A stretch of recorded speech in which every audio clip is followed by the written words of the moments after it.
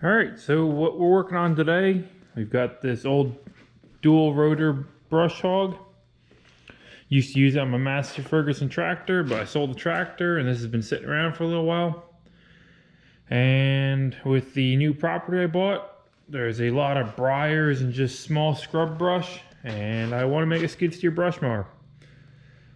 Can't justify buying one because you might as well not buy a cheap one. You might as well buy a good one because the cheap ones are just, from everything I've seen, total garbage. And I don't like to fix things. I mean, as I learned with this brush grapple here, this was a cheap brush grapple. I bought it secondhand, brand new, but I bought it from the guy I bought in an auction, and I paid $1,000 for it. And as soon as I hooked the auxiliary hydraulics up to it, it broke, and I ended up rebuilding half of it. So what we're going to do here today is I'm going to cut my brush grapple apart. I'm going to save my grapple tines and the hydraulics. I'm going to use this whole frame back here where the skid steer mounts to, where the skid steer plate mounts to. Going to weld that onto this brush hog. Cut a bunch of extra weight off this and should be able to make this all work pretty well with the skid steer. Back here on the welding table we have, should be all of the components we need to make this work. So we got a hydraulic motor that is the proper displacement for achieving PTO speed at a certain hydraulic pressure that the skid steer is. Got the mount for the hydraulic motor, fittings. This is important. This is what's called a backflow valve, basically, I guess you would call it. It's a check valve. It only lets fluid go one way. So that's important because when you let off the control to run the brush hog, the rotational force is going to want to keep moving that brush hog in the direction it's going. So if you let go of it, it's going to deadhead the pressure and it's going to go against the reliefs of the machine. This way, it'll be able to just keep circulating through the motor. Hydraulic lines. This is our coupler that goes from the motor to the brush hog. All right, well, let's start putting this stuff together, cutting, welding, all that fun stuff. So as mentioned, I'm going to cut all of this off. Probably going to leave some of this, but the guide wheel and everything, that's all got to come off. I want basically a flush surface to mount this to.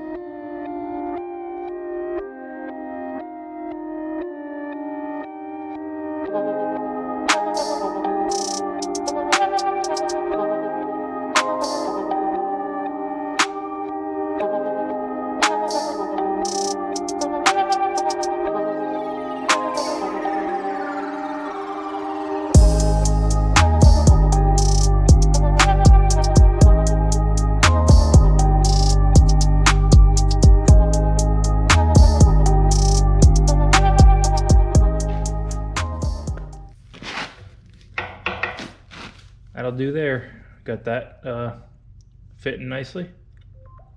So now we just got to work on this end here.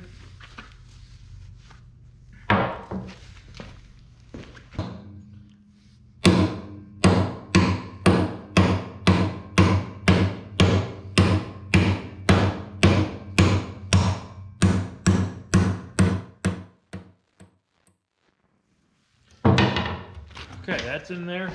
Alright, there we go. That's perfect.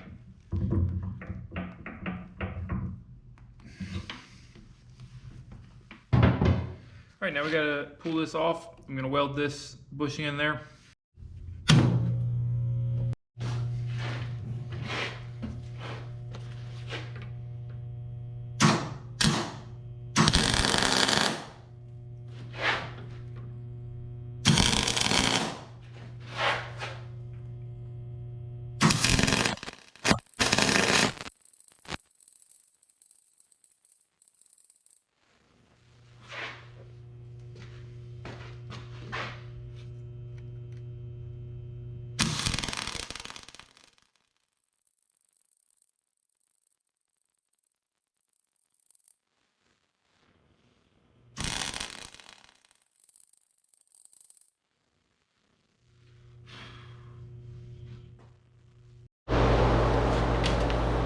In the meantime, we can install the motor on this plate.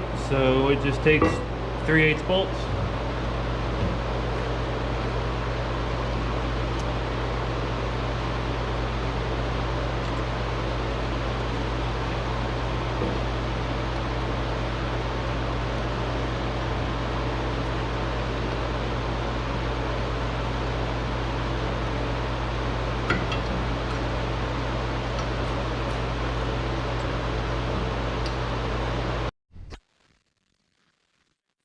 This is yet.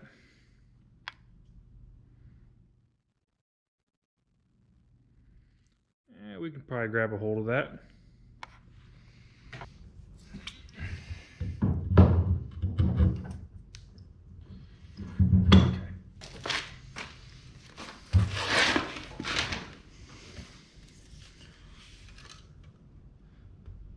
Got about 1.1 inches.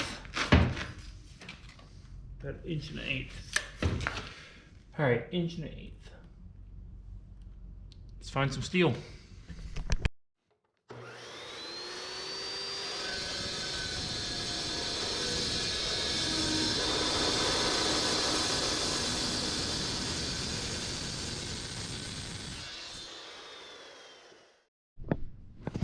All right, there we have it. We had to do a little more grinding, but I think we got her pretty well set up there.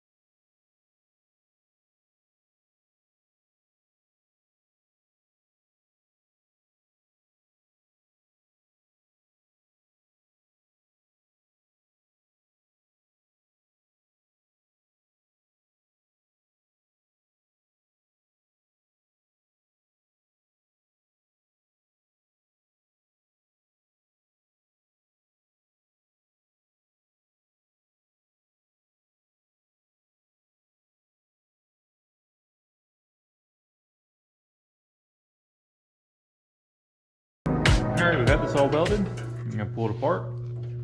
Make sure everything still works freely. And we'll tighten down all these couplers. All right, that's all good there. Good there. Okay, let's put some steel in there. Okay.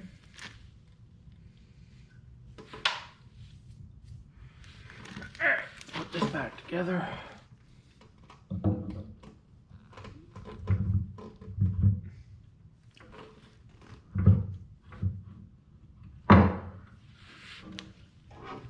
little bit of grease in this.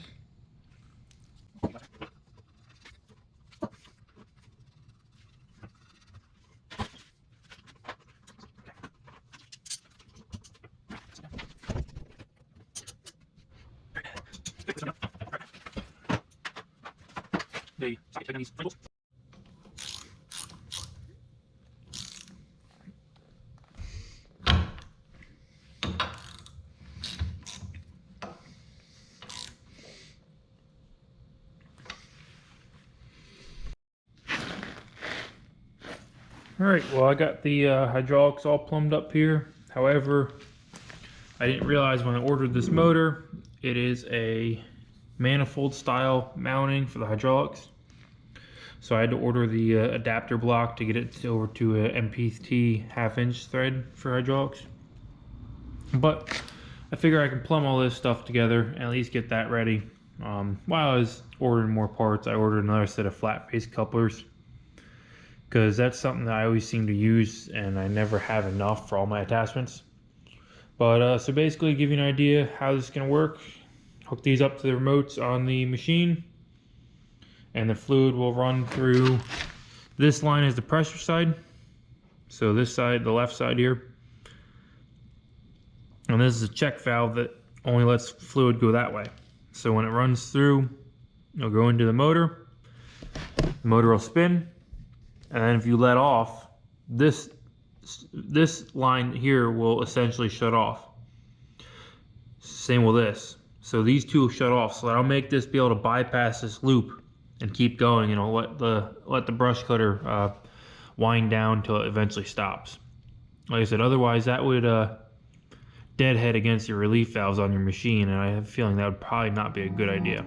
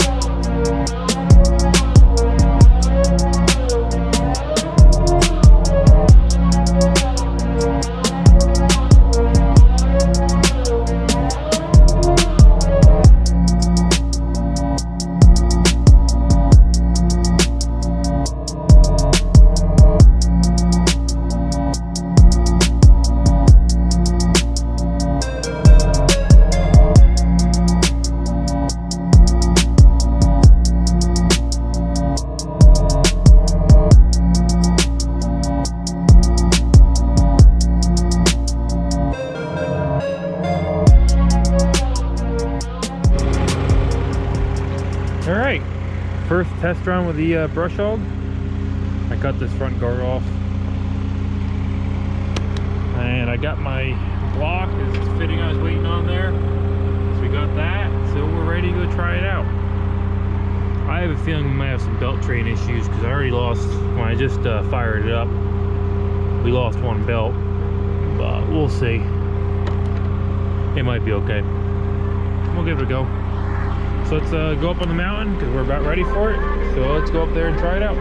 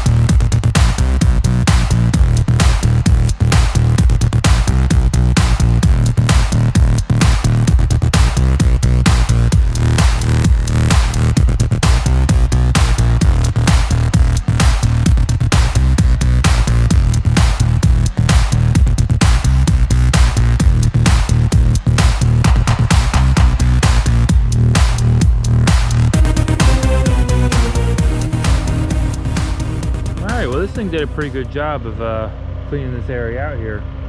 That pile right by the machine there, that's all brush I ripped out with the excavator.